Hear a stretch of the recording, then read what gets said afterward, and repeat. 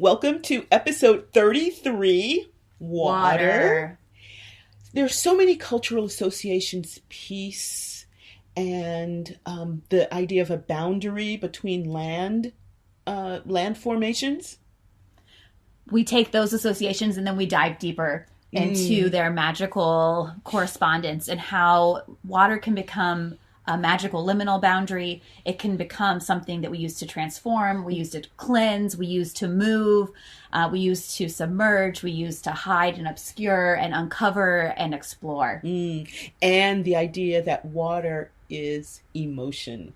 Come with us as we explore the waters on this episode through speaking and through song. Stay tuned.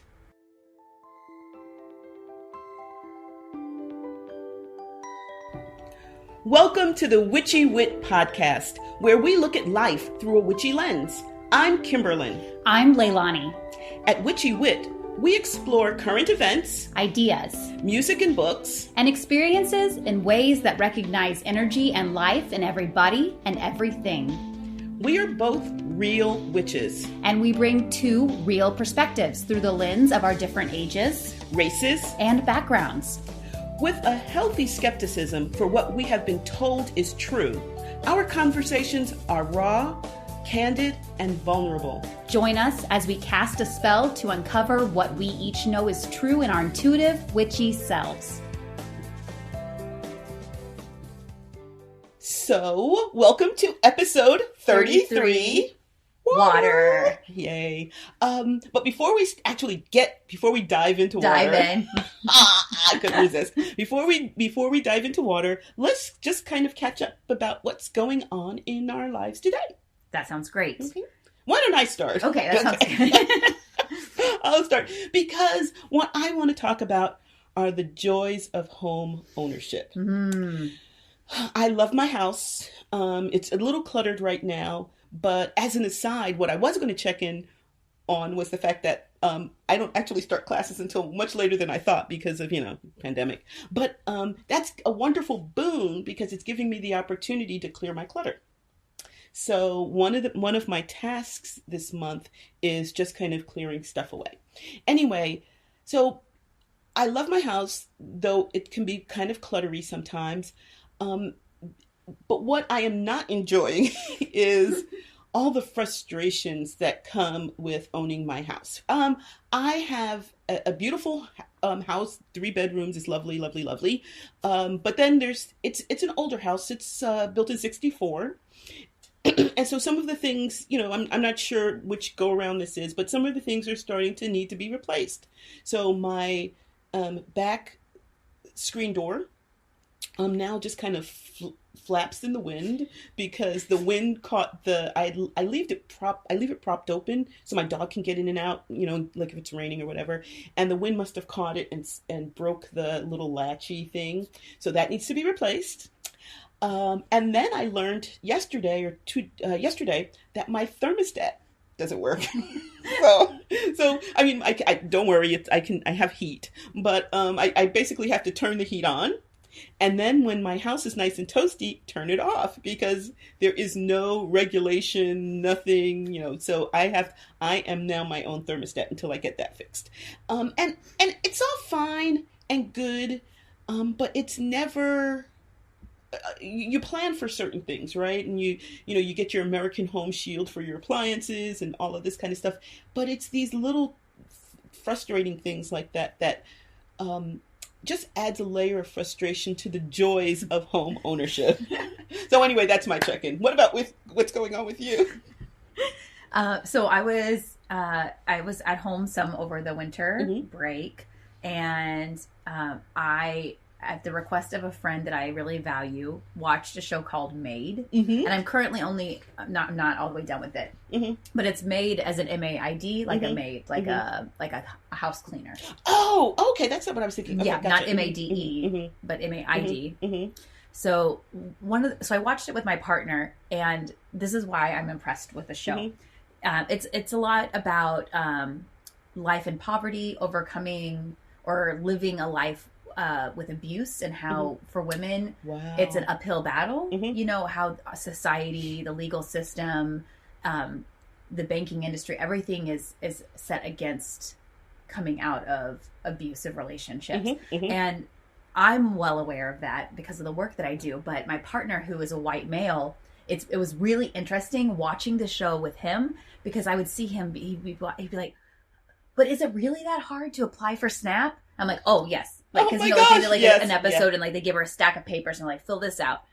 And I'm like, yeah, because like I help kids apply for this stuff all the time, you know, like, and like at one point in time, she was living in a domestic violence shelter because she left emotional and financial abuse, but he hadn't hit her yet. So technically that's not domestic violence in accordance to the law in this state. And so she's like, well, how come I can live in a domestic violence shelter, but not, you know, and so then like just the reason why I'm bringing it up is it was just a really great insight and a window into a world that this white man did not know. Right. And that I am very well acquainted with, both personally and through work. And then, so to have this like world that I like, that is very real on a lot of levels to me, and is so foreign to him. And then for us to be watching this and to see him start to question things, be like, wait, you know, like, yeah, like the world, it's not even ground, you know? So my hat goes off to them for making this. And I hope there are more people who are watching it who feel affirmed, but also who feel they're gaining insight. Right. I will put it in my list of things to watch during this month, since I have a little extra time. So water. Okay, let's so first of all, let's kind of refresh everyone's memory why we're talking about water. Water is refreshing. I think we're going to have a lot of those. We will. Course. Yeah. So this is our second installment in our episode series of the elements. The elements as we think about them as a part of our ritual practice, yes. Right? Yes. And it's the Western European elements, because there's like the Chinese and the one Vedic, you know, so different types. But yeah, I loved our fire episode. Me too. Yeah, it was. I really love the opportunity to delve deep, and so I'm hoping that we'll get that opportunity to do this. Take a deep dive into water. Yeah, see what bubbles up. Okay, all right. So we're going to chat about our cultural associations, then our magical associations, and then just really talk about our own personal relationship magically with water. Yeah, how we connect. Yeah, great. So, one of the things, in terms of water, we have cultural associations. Everyone, you know, there's individual ones and cultural ones. I always think of, you know, sitting on a cruise ship and just, or on a beach or whatever, and just kind of staring at water. And I think one of the things that so many people mention when they talk about just kind of like sitting around bodies of water is the peaceful aspect of it. And when we start talking about like magical associations, that's going to be a little bit ironic, because there's so many other things that kind of churn that churn up. I'm sorry, I can't help it. That I just can't help myself. That churn up when we talk about water. But what other things can you think about? Well, we had talked about like water oftentimes being a symbol for journeying, or like, you know, like maybe it's my undergrad in literature, but like steamboats, like I always think about steamboats going up and down the like rivers or crossing the oceans. So I think that that's true. And then there's also ties into that magically, but I think that's another big cultural symbol. So one big kind of iconic image of water is for the United States is the Mississippi, you know, and it's used kind of as a divider, like things that are east of the Mississippi, west of the Mississippi, but also it's a major trade route. It has a lot of cultural associations with being, quote unquote, I'm doing quote marks, American, being American, but it's also a major travel. I mean, you know, people, there's a series that I use for a lot of my classes called the Mississippi River of Song, and it starts in Minnesota with the Ojibwe, and it talks about their music, and then it goes to like it covers like the punk music culture in someplace in Minnesota. a big city that name You're is escaping on break me right now. It's fine. That's escaping me right now. Exactly. Thank you. But that idea of traveling on the water and seeing all the cultures on either side of the bank, I think is a big American image. Can we talk about magical stuff? Sure, let's go ahead. Yeah, okay, we're done with this. Okay. So for me, water is really, it really holds a lot. It's like very different for me. Like I do feel this sense of calm and nurturing and motherly energy from water, like whenever I look at the ocean. But at the same time, it's like the opposite is also true. Oh yeah, totally. I'm sorry. No, but one of the things I love about the image of water are the layers. So whether it's a river or an ocean or whatever, you'll have like the Mariana Trench, the deep part that's super still. Then you have maybe, currents. Then you might have waves, or you might have a calm top with a lot of churning with fish and things going on. And so it's not, I wouldn't say deceptive, but it's multivalent, multi-layered. Ooh, and so the experience of it changes the deeper you go into it and the more you explore it, which I think is such a perfect, now that we're talking about associations, association with emotions. That the more you explore it, it's like an onion, and more appears to you and becomes available to you. And water, to me, is like that perfect analog for that. I think that is so true. And whenever we, the royal we, like as witches, you're such a princess. Oftentimes, whenever we as witches, oftentimes call west or water, it is tapping into that emotions. So for me, it does feel like a very apt symbol. Yeah. The water is like, so it's deep, it's turbulent, it's peaceful. It can change from one to the other very quickly. It can destroy something that seemingly is much harder than it, like rock, either violently, like waves crashing against it, or slowly, like a drip over time, laying down sediment.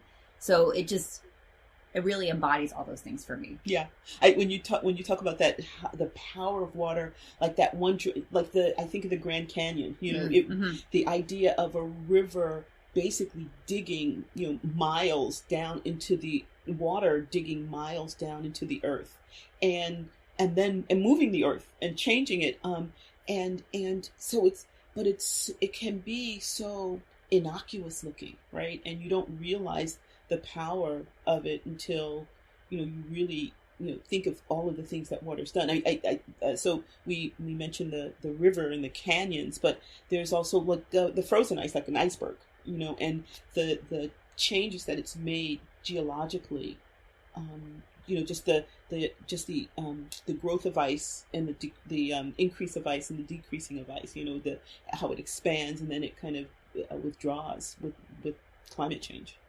And the way the icebergs like carve out earth, it like chisels away the earth. And moves stuff. I mean, just moves like rocks from one place to a place that they're not indigenous. I don't know if that's the word, native to or whatever. Yeah. So a great deal, just the power in just that the element itself. I mean, before we even think about how we make associations with it, but just a really powerful and like fire. I mean, it can be, you can use it to wash a baby, or you can use it to, like, at a riot and shoot protesters. You can drown someone in it, right? You can drown someone in it. Like it's a weapon and a cleansing agent. Or mudslides, and it can be.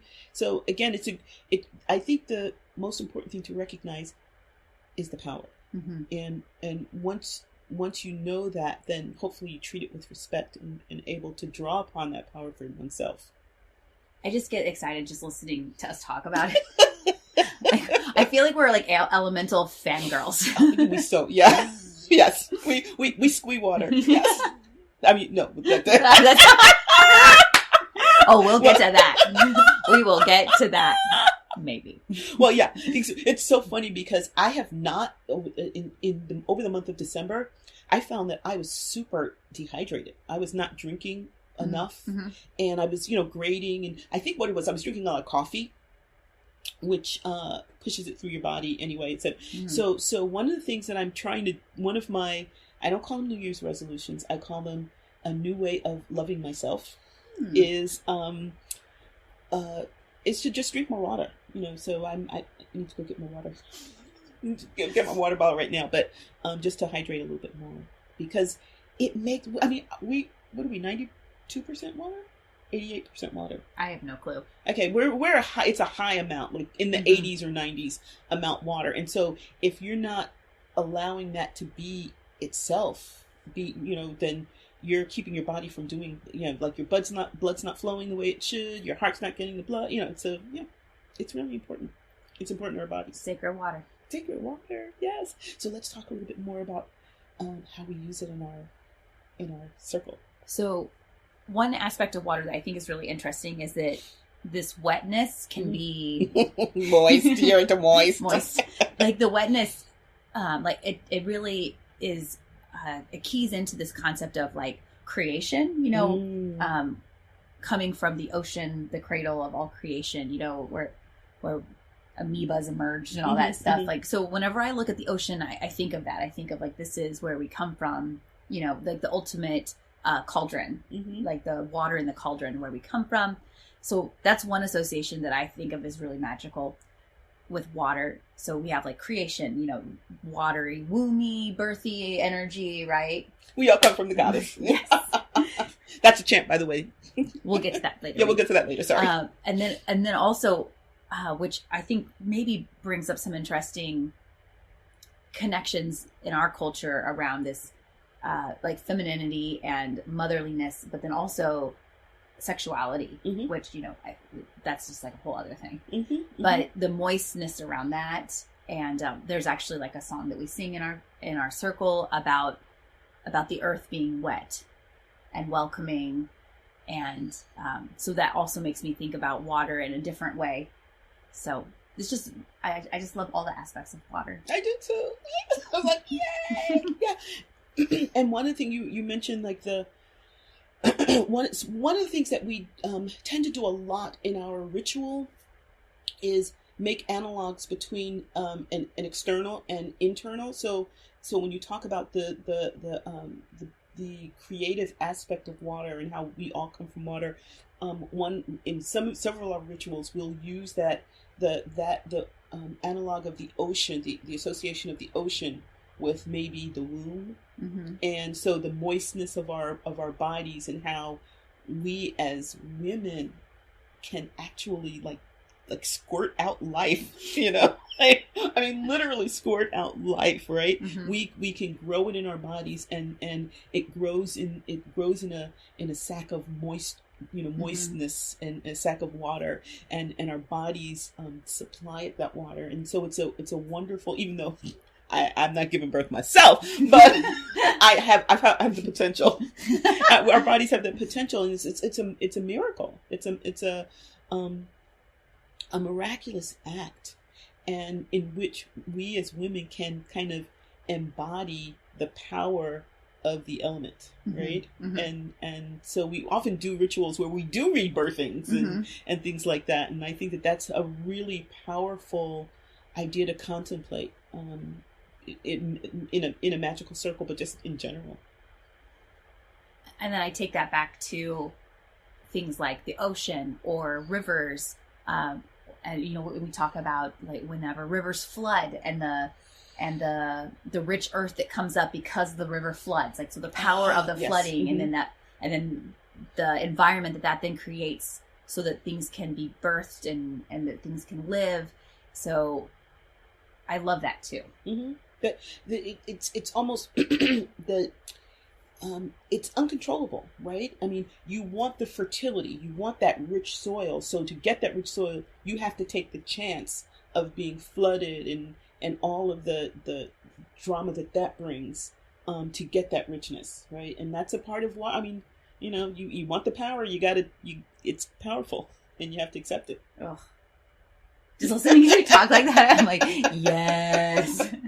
So I think one of the things that I love to do is when often when someone's calling water, they'll like do their associations, and I kind of trance out, and I'd like to just kind of do a little. They'll say the sense of fluid flowing through our veins, swaying back and forth, or the moistness of our eyes as we cry for the world, and the sounds of water swishing in our ears. I'm making that one up, but the idea of how our bodies are so much filled with water, and then our environment, like rain dripping, and the sound of water rushing past us in a brook, and all of. I love when someone is calling water and they evoke all of those elements, because for me, it allows me to really sink into that experience. It allows me to really feel like I'm calling water. I'm like water. It's like coming out of all of my, not all of my orifices, but like it has the potential. I love the sound of making the sound of the ocean, which is it's like a ha sound and a sh sound. And so even if I don't know if like right now it's going to sound like it, but whenever I'm across the circle from somebody, like hearing it sounds like it. It's like, shh.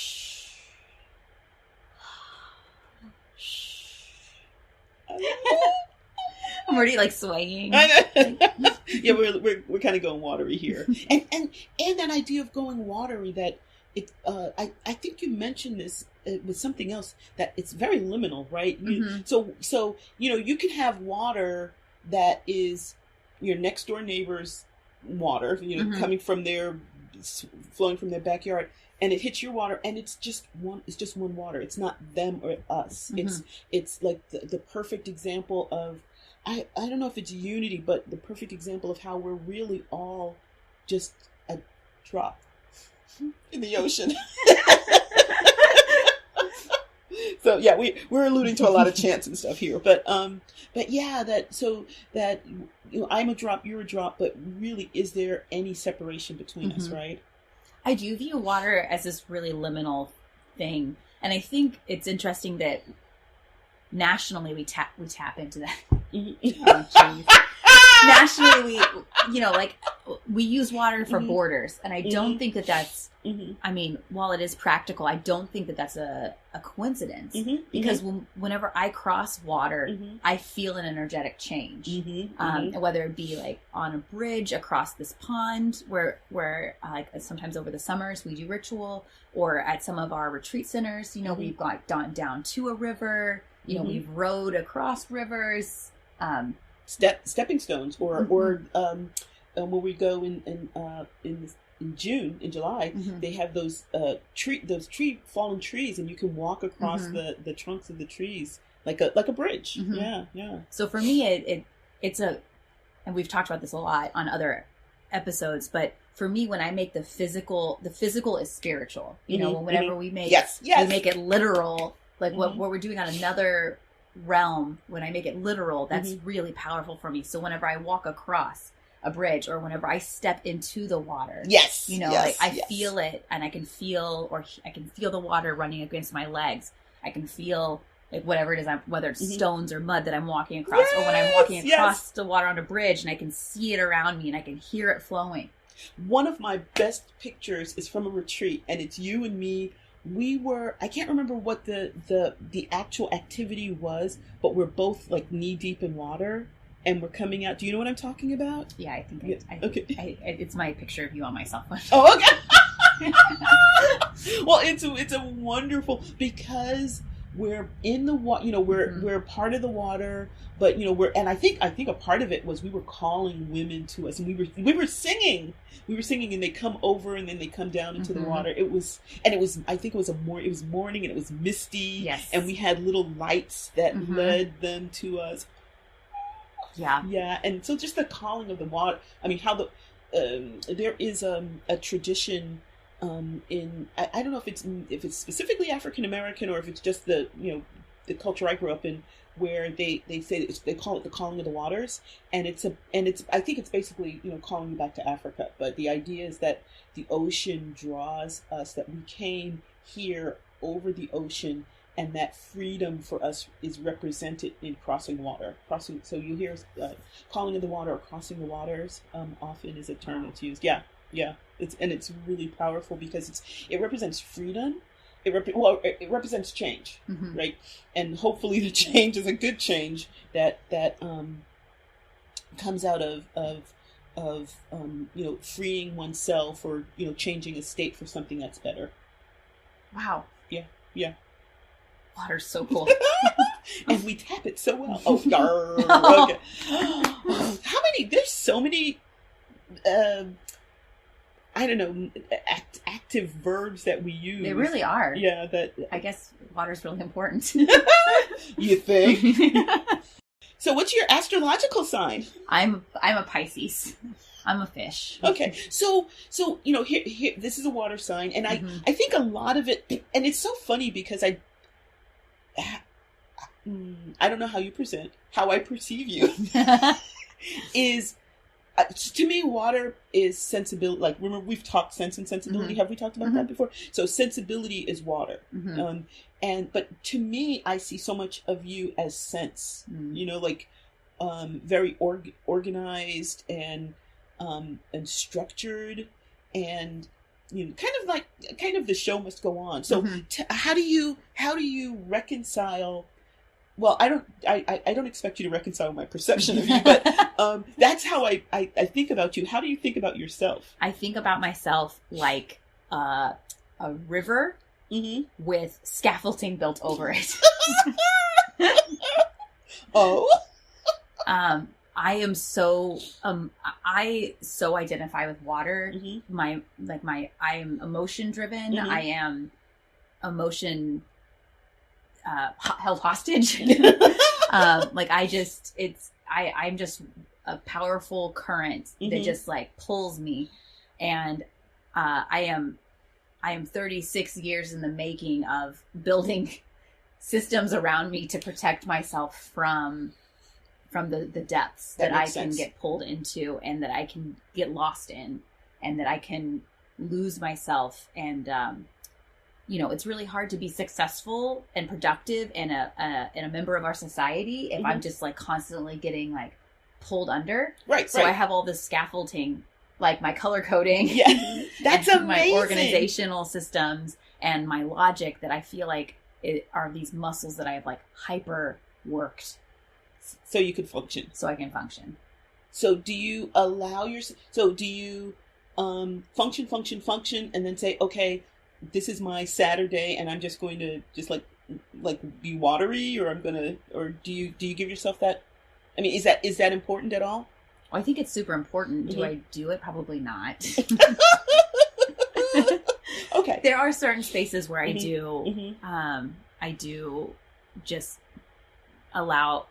I think it's just really hard because the depths are so deep that if I let it's like if I let myself go there, then I'm lost for a while, and I have You're afraid you won't come back. Yeah, I have to be like okay with like who knows whenever I'll surface. Like I'll be down there for a while. Okay, gotcha. So like while I am very emotion driven, I just feel like it's like a constant battle to keep it under wraps until I have the time and the energy where I can. And those things can happen, like whether it be like through like theater or music or dance.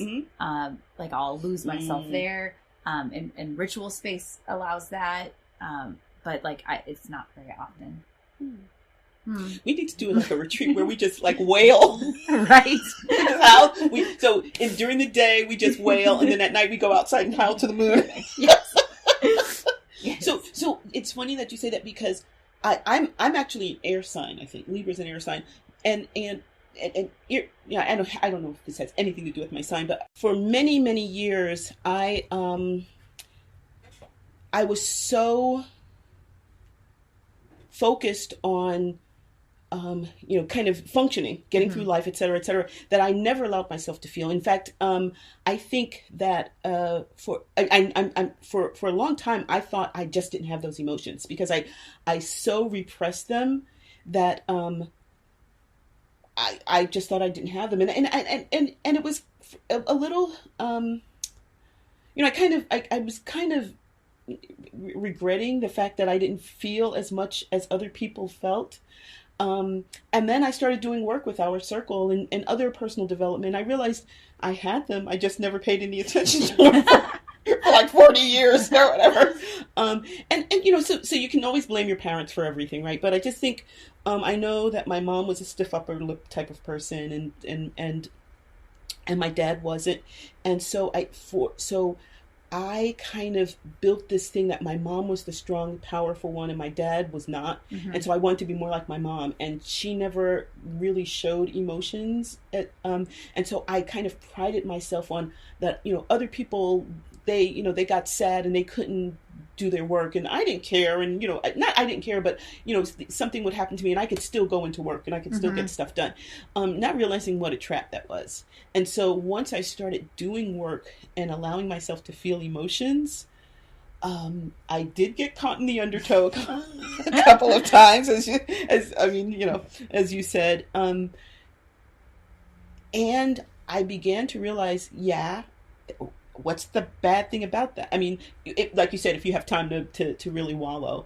And I did. And I can't remember what it was, but there was something where I think I was driving cross country, driving to my mom's, and that's a 2.5 hour. You're right. 2.5 day trip.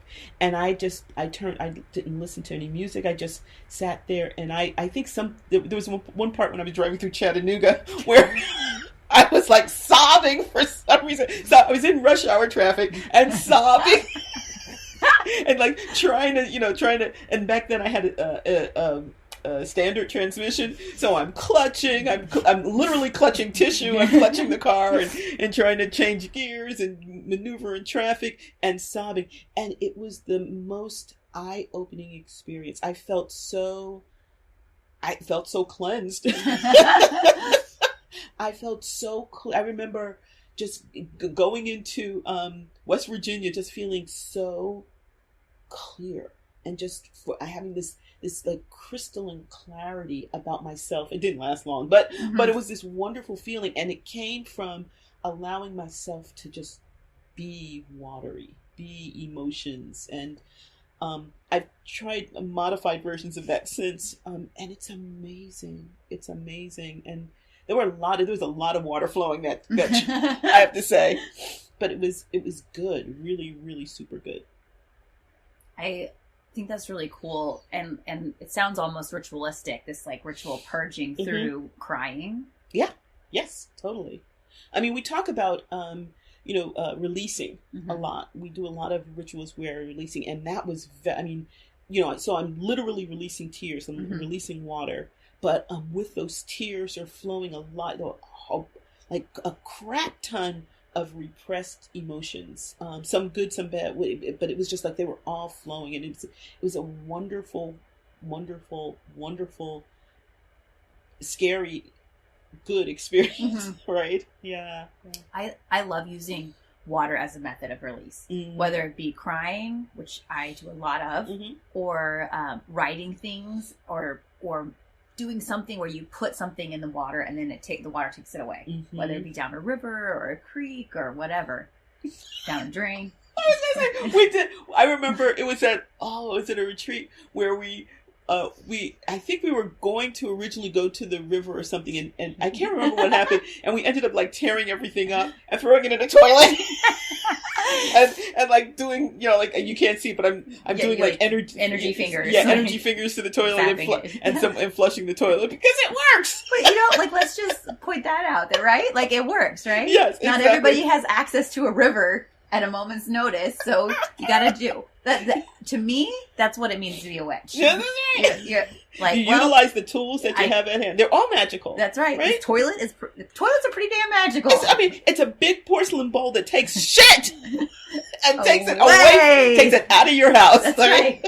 So why not put the shit down on your, like, write it down, put it in the paper, and then send it away. That's exactly right.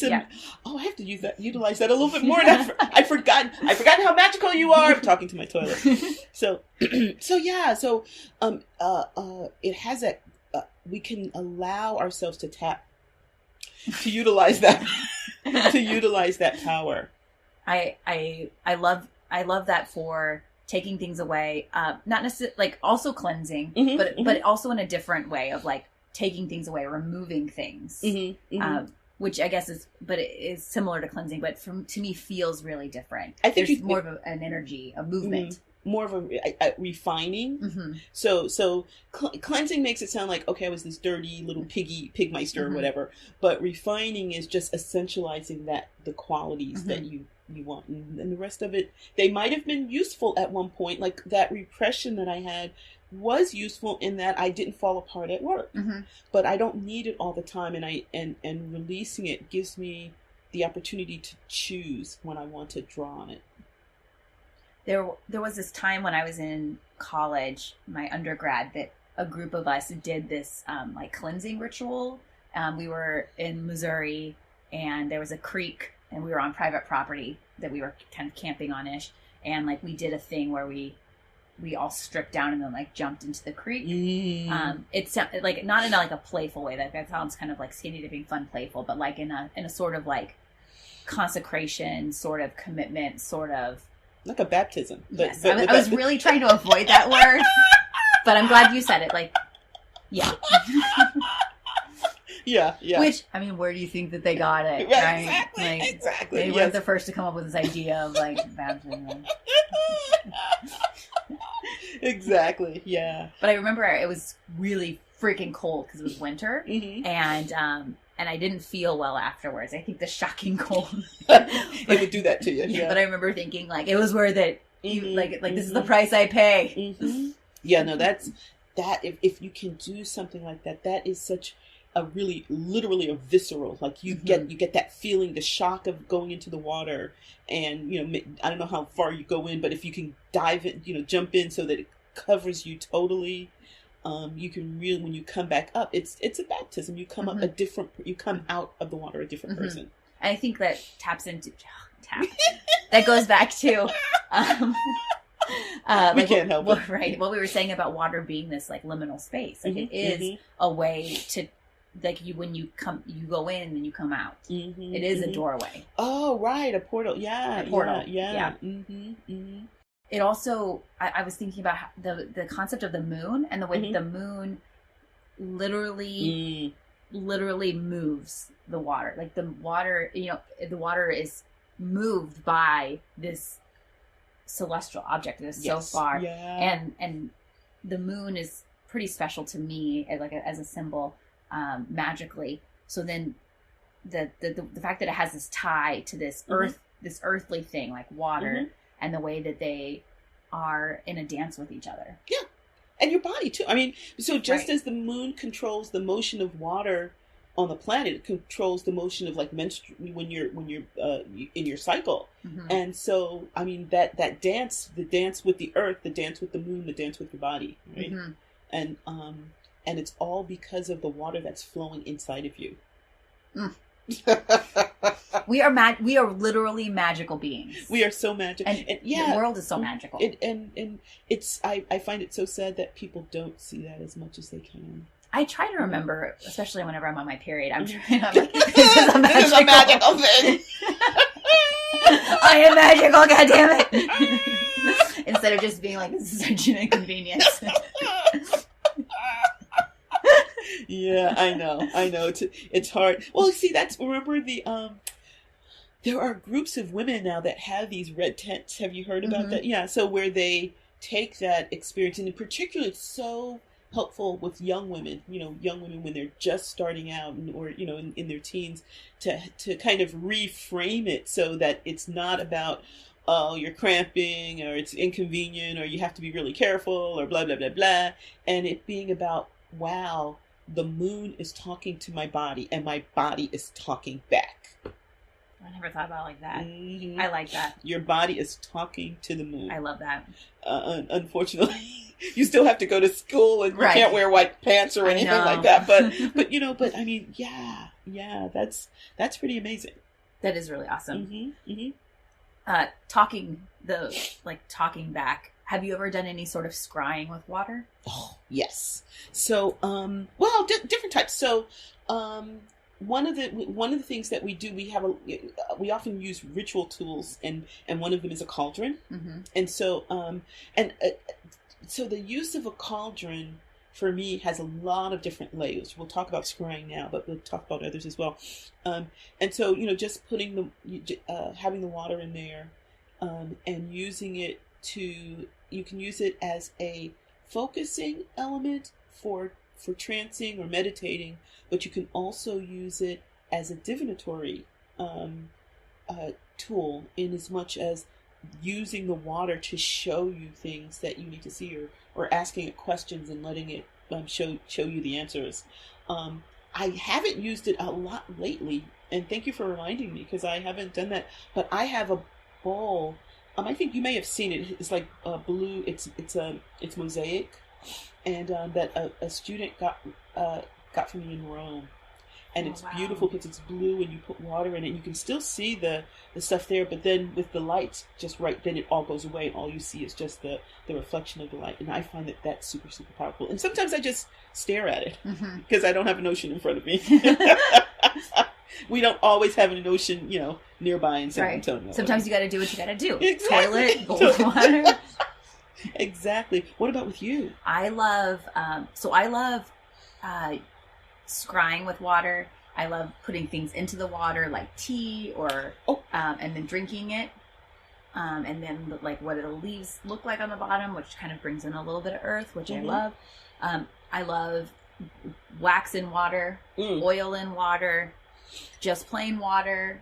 I have like a clear bowl with a clear spiral in the glass, and I love doing gazing work with that. I love water in the natural form, like if I can get to it, like staring at oceans or rivers, and then like looking for images that way. I love being in water and swimming in water and feeling it on my body, and then going below and looking up and then seeing what images come that way. Which I only have a limited amount of time that I can stay down there. No, but I love using water as a way of being of communication, of the sacred communicating with me, of the element communicating with me. And since, like we talked about on the fire episode, since I don't really do a lot of goddess work, I don't really feel called to that sort of magical practice or spiritual practice. Interacting with the elements in this way is really powerful for me. It's funny because kind of going back to some of the cultural associations, one of the things that I found particularly,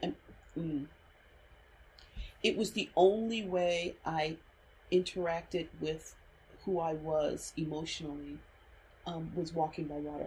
I would do hikes by rivers. I'd walk over, like there's a hiking trail near me now that goes by that stays by a river, and I just realized that now the experience is so much deeper. But for decades, that was the only time I really gave myself a moment or two to feel stuff, is when I was walking by water, and I would gaze into it and kind of, I don't know if, I don't think I entered into the water, but I at least opened myself up to the power of water. And it wasn't scrying or anything like that, but it was just really like, just opening myself up and kind of interacting with the water in the only way that I knew how.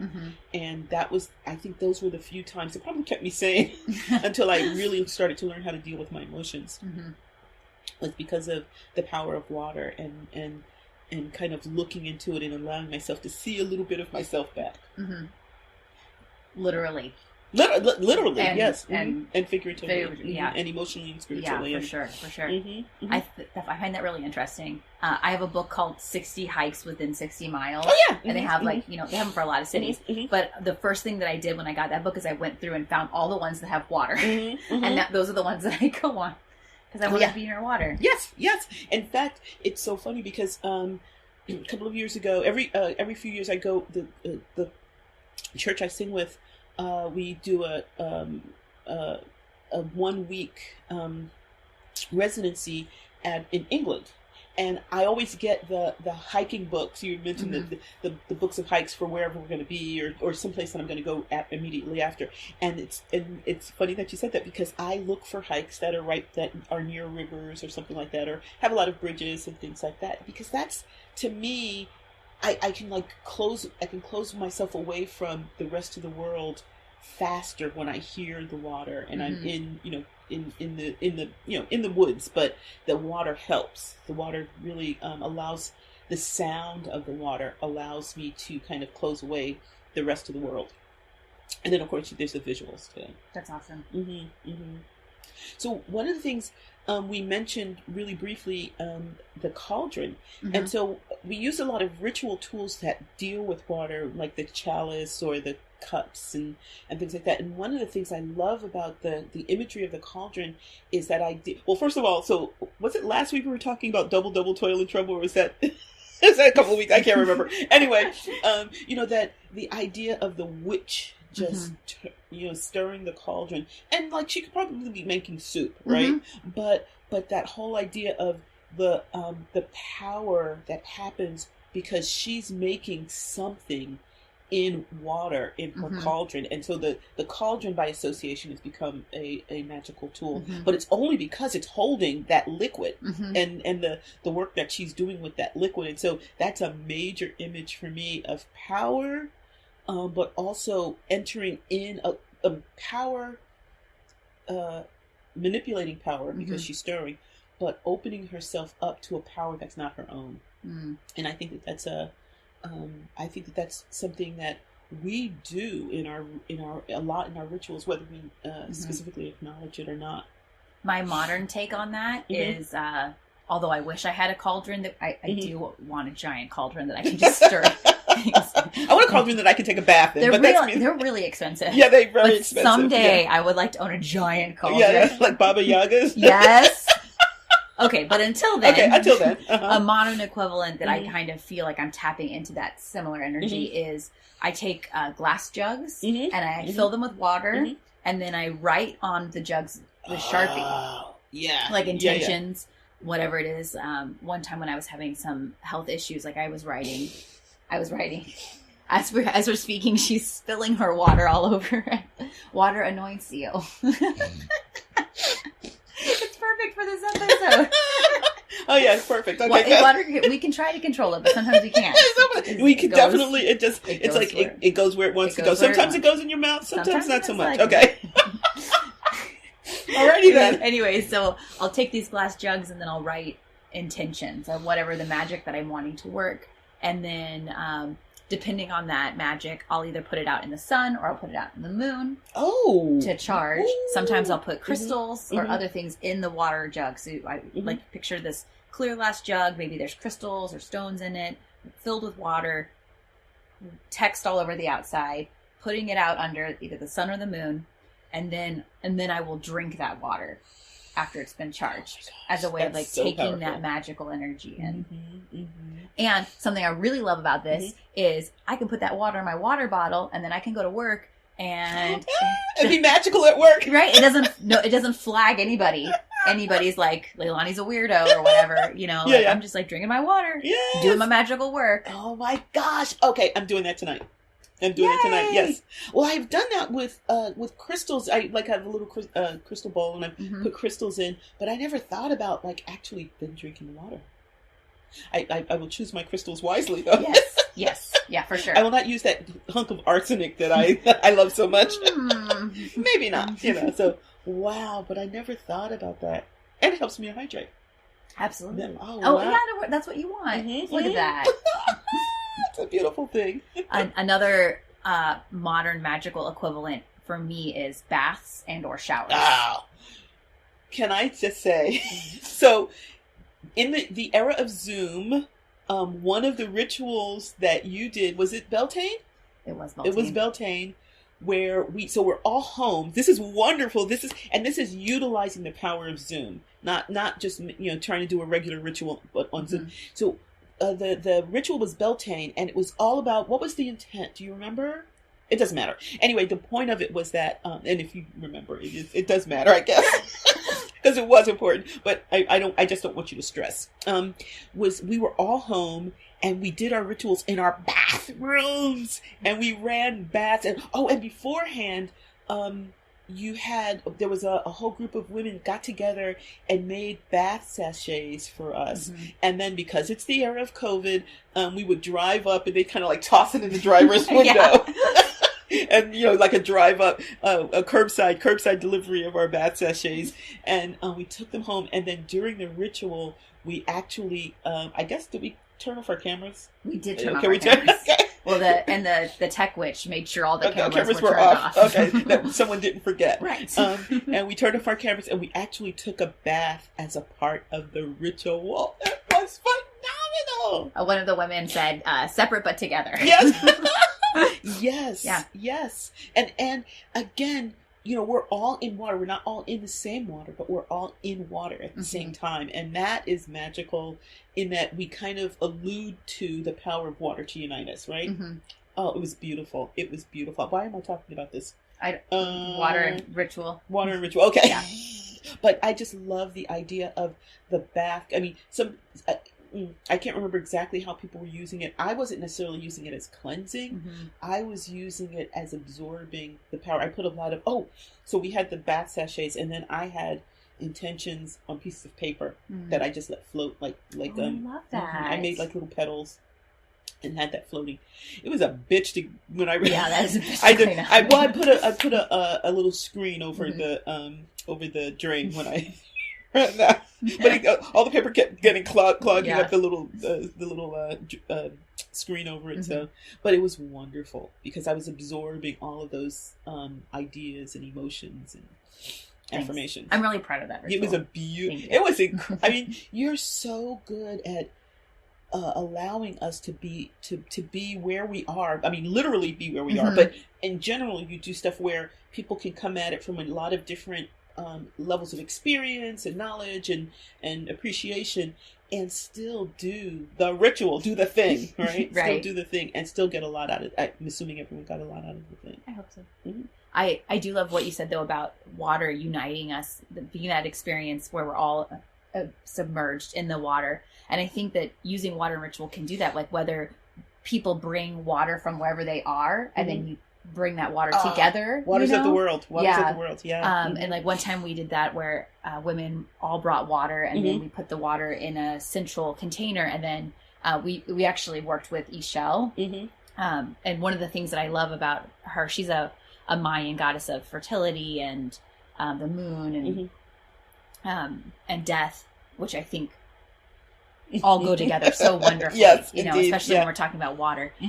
But I went to Cozumel and I went to her temple and I took the water from our ritual back to her. Oh my gosh, I don't think I knew you did that. I took it back to her temple and then my sister was there with me and we were like walking around and I'm like holding this like little vial of water and then we're like trying not to be seen by anybody and then I'd like sprinkling, like stealthily like dumping the water ritualistically, but also stealthily dumping the water onto the ground. But I love that because while I'm not really goddess oriented in my magical or spiritual practice, the symbol of the jug, the symbol of the container, I think is really sacred and that it's really connected to water. Oh, very much, very much. And even with that, with the waters of the world, often women will bring water from places like Glastonbury or, so it will have, or the well in, Kildare, so they'll have water from special places and then we bring that all together and put it in one jug. So I now have some of your, the water from various places and I take that and then next time I go, we often save that. And so it becomes, it's just like that very liminal quality of water where we can blend all of those powerful places in one jug and then take a little bit of all of that combined power home with us. I love that. And then take it to the show. Yes. One thing that I do is because I'm a journaler, but I'm not like a traditional journaler. I'm like a very collage-y journaler. And when I'm somewhere, I will get my fingers wet and then wipe it on my journal page. So that my journal page kind of, like ripples a little bit and then I'll like label it like, and waters of. Yeah. And I do that like, especially with ritual. Like anytime we do a ritual with Bridget, I will like put the water there and then I will label it. You're so my hero. That is so cool. Well, did you hear what I just said? I'll put the water and then I'll label it. Like, isn't that that's like so? I'm like emotion, labeling. Categorized, labeled, dated, in my journal, contained. It's like flip, flip, flip. Okay, that was that. Flip, flip, flip. Yeah. Oh, look at those feelings that I felt. Closing the book, putting it on the shelf. Well, we all process in our own unique ways. Do we? We're all our own unique snowflakes. Are you sure? Okay. Thank you for loving me. Sure, I love that. Gosh. Yeah. So one of the things. So this year I'm dedicated to for a year and a day. I'm dedicated to Oshun. Ooh. And so Oshun is one of the, I guess, what we call like a triple goddess in African traditions, the African pantheon. So Oshun is the maiden, and then Yemaya is the mother, and Oya is the crone. And they're all associated with water. Like Yemaya is the ocean, Oshun are the rivers, and Oya is the rain, is the storm. And so I love that imagery of how, again, we were talking about the ocean. You were saying the ocean is the birth of all civilization. And so we see that with Yemaya. And then Oshun are the running rivers, the playfulness and the babbling brooks and the whole bit. And then Oya is the kick-ass, like, here's a storm, here's some rain. I hope you love it. And if you don't, like, fuck you. We don't care. So, but that idea of different they're all about water. And they're all about, water, touching the land or touching the body or whatever, but the manifestation of it is so dramatically different, right? So they're like the same, but they're different. Yeah, they're different goddesses, but they're the way people have tended to think about them is as the maiden, mother, and crone. Oh, okay. So connected but different, separate but connected. Yeah, separate but connected. I think is Oshun. I can't remember who's. There's a mother-daughter in there somewhere, but I can't exactly remember. And then Oya was like a rival to one of them. It doesn't. I don't. There and when we talk about an African goddess, there's lots of countries in Africa, right? And so I tend to be most close to the Yoruba kind of emanations of them, but each kind of area and tribe has a different way of thinking about them. So you'll find different interpretations depending on how you look at them. Do you like that the Bei song? The Bei song? Yo! River? I know. Come to the river. So I won't come. Yes. Yeah. I have you have to go to Spotify. I have an Oshun playlist. Oh, really? And it's in there. Yeah. Oh. See, that's another thing, like modern witchery. Like yeah. The Holy Sacred Spotify playlist. Yes. The big one is is a major chant, and in so many of them they have as a sound effect running water. It's beautiful. I think, weren't we listening to that playlist whenever I was doing yard work? Oh, we may have been. Yes. You may have. Yes. When they came over, when she and her sister came over and pretty much redid my whole yard in one day. So, yes, it was wonderful. And it just reminds me, like, how do you say it? Ibeya? Bei, I thought. It means twin. Yeah, the twin. Well, they're the twins of the twin children of Oshun. Really? Yes, the Bei are the. It's one of them. I want to say Oshun. Because the women, the singers, are twins. Yeah. Look at that. You blow my mind. Twins are sacred to. What? Twins are sacred to the tradition because of that. Yeah. Geez. I'm not sure who had the twins, but one of them did. Okay. I want to say Oshun, but I could be wrong. You're only like 3 days into your year and a day vacation. There's plenty of space for us to learn. I'm just grateful for whatever it is you're bringing to the table right now. Yeah. So what were we talking about? Goddesses. Yeah. And it's funny because I don't, as we've talked on a number of different occasions, I am not specifically a goddess woman where I'm, totally immersed in a lot of the, as you can tell, in the lore, but there are ones that I do connect with. But the connection was because of her, the association with the water. For me, a lot of the connection was that, and there's other aspects of her, just her freedom and her freeness about who she is that attracted me to it. But it was through the water that I first dove into her. Oh, dove into her practice. That's really cool. I also committed to a year practice. And it also is somewhat water adjacent. Water adjacent? Which we did not. We didn't plan on sharing necessarily our things, but we are. Yeah, there we go. So I've already started, I'm doing a year-long study of the moon. That's amazing. So the Kimberly, who was on our podcast, I was like, I need something about the moon and like a calendar, so I can do like small incremental journaling each day, like more like a daily planner sort of thing. Because that way, when it's a small box, I don't have to fill up the big thing. And so she gave me like a big list of the ones to look at, and like 99% of them, I was like, this is way too much. Like I don't even know this astrological symbols. Like I'm gonna need something like way. And she's like, oh, sorry, forgot this. I wasn't talking about. I need astrology for dummies. Oh, I'm sorry, that was talking to my astrology friends. Try this one. So it's like a really simple one. So I have that, and then another woman that we've had on the podcast. She gave me a moon calendar. Oh, I was going to ask you if you had one. Okay. So I have that. I have my daily planner with the moon cycles, and then I have also Kimberly had talked about the moon daily devotional, so I purchased that. So every day I'm reading my devotion, I'm writing, and I'm looking at the face on the calendar. And I have like a lot of things that I want to do beyond that, but my intention for this year is slow, and so I'm taking my time. At first, I just want to become acquainted I want to know what the moon is doing every day. That's brilliant. And it's a brilliant idea, and it sounds like it's going to be a wonderful practice. Wow. Yeah. And it's water adjacent because the moon pulls on the water. Water adjacent.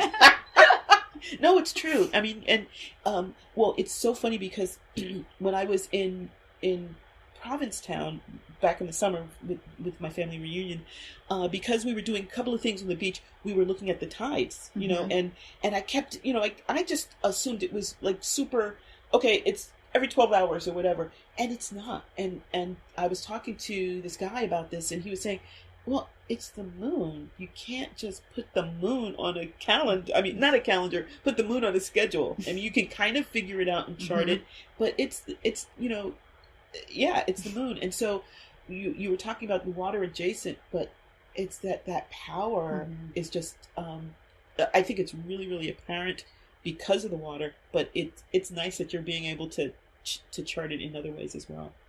Thank you. Good luck with that. Thank you. Not good luck. I trust that it will be a wonderful experience. It already is.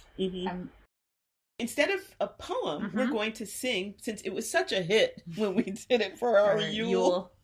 You'll love this episode, and backed by popular demand. At least we're demanding it of ourselves. 2 people voted for it, you and me. Yes, exactly. So we're going to sing an amazing chant that we do a lot in our circle, and we actually alluded to it earlier, and it's "We All Come from the Gods." Or rather, there'll be an excerpt of it here, and our Patreon subscribers can hear the whole glorious chant there. Shall rise again, spiraling into the center of the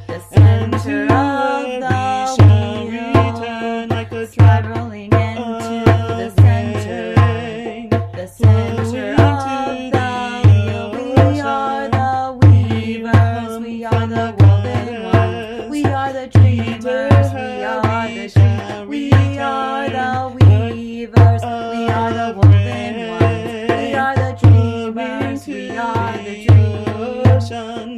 We all come from the goddess, and to her we shall return like a drop of rain flowing to the ocean.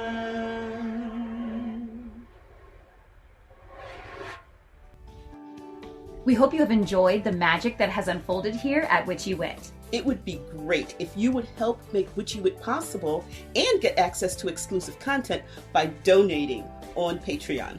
We'd love it if you join our Witchy community and enjoy shareable content on Instagram, Facebook, and YouTube. Would you do us a big favor and support us by rating and reviewing us wherever you get your podcasts? It's free and helps witchy folks find us. Feel free to email us at witchywitpodcast@gmail.com. We love to hear from our community. Reach out and let us know what's brewing in your cauldron. New episodes are released every second and fourth Friday. Follow us on your favorite podcasting platform so our episodes go right to your playlist. You can listen as you ride your broom. Stay witchy, y'all!